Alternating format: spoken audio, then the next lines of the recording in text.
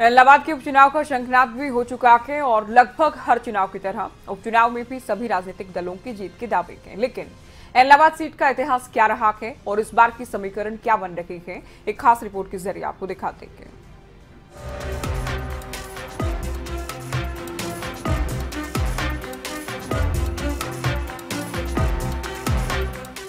हरियाणा की सियासत मानो सिरसा की इलाहाबाद सीट पर आकर थम गई है, क्योंकि अभय चौटाला के इस्तीफे के बाद खाली हुई इलाहाबाद सीट पर उपचुनाव होने जा रहा है। उपचुनाव को लेकर यूं तो सभी दल अभी से जीत का दम भर रहे हैं, लेकिन इलाहाबाद के इतिहास की अगर बात करें तो इलाहाबाद सीट साल 1967 से लेकर 1972 तक सामान्य थी, जबकि 1977 से साल 2005 तक आरक्षित रही। साल 2008 के परिसीमन के बाद इलाहाबाद सीट को एक बार फिर से आरक्षित से सामान्य बनाया गया। इलाहाबाद सीट को इनेलो की मजबूत सीट माना जाता है, चूंकि साल 1967 से लेकर 2019 तक 13 सामान्य और 2 उपचुनाव यानी कुल 15 चुनाव में से 11 बार लोकदल को जीत मिली है। 3 बार कांग्रेस का उम्मीदवार जीता है, जबकि एक बार विशाल हरियाणा पार्टी को भी जीत मिली है। इनेलो में मुख्य तौर पर इलाहाबाद को चौटाला परिवार की मजबूत सीट माना जाता है।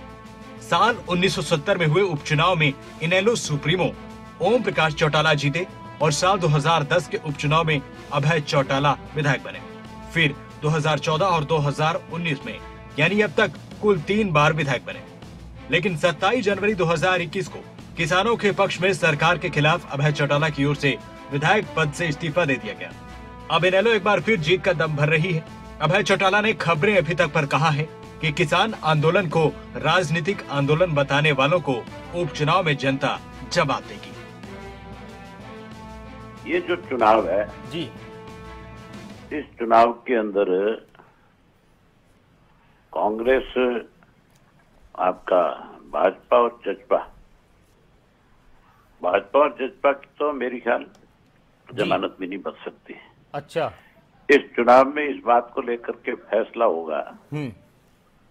इलाहाबाद का जो इलाका है टोटल देहाती इलाका है। अच्छा, टोटल खेती से जुड़े हुए लोगों का इलाका है। इन लोगों को तो कोई गांव में भी नहीं घुसने देगा जी।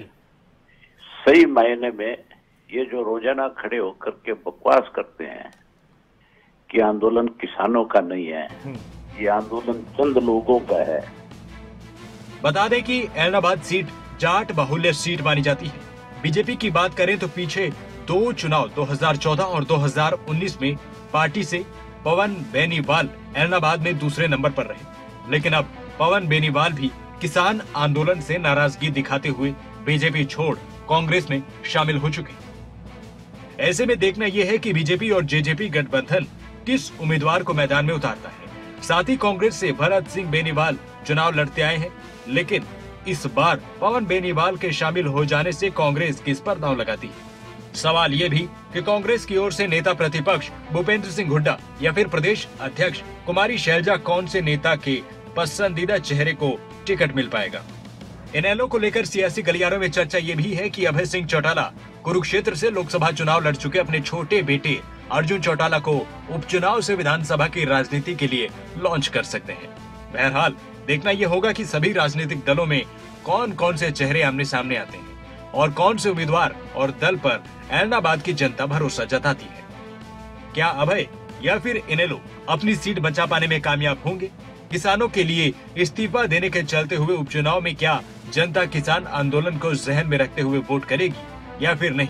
कुल मिलाकर उपचुनाव इनेलो के लिहाज से तो अहम है ही, वहीं बीजेपी जेजेपी गठबंधन के लिए उपचुनाव इसलिए भी बेहद खास रहेगा क्योंकि गठबंधन सरकार के गठन के बाद ये दूसरा मौका होगा जब उपचुनाव लड़ा जाएगा। साथ ही इलाहाबाद उपचुनाव सरकार के 2 साल के कामकाज और बीजेपी जेजेपी गठबंधन के लिटमस तौर पर भी देखा जाएगा। ऐसे में 30 अक्टूबर को वोटिंग और 2 नवंबर को आने वाले नतीजों के साथ ही कौन से दल की दिवाली से पहले दिवाली मनती है, ये भी देखना दिलचस्प रहेगा। सिरसा से नकुल जसूजा के साथ ज्योति सांगवान, न्यूज डेस्क रिपोर्ट, खबरें अभी तक।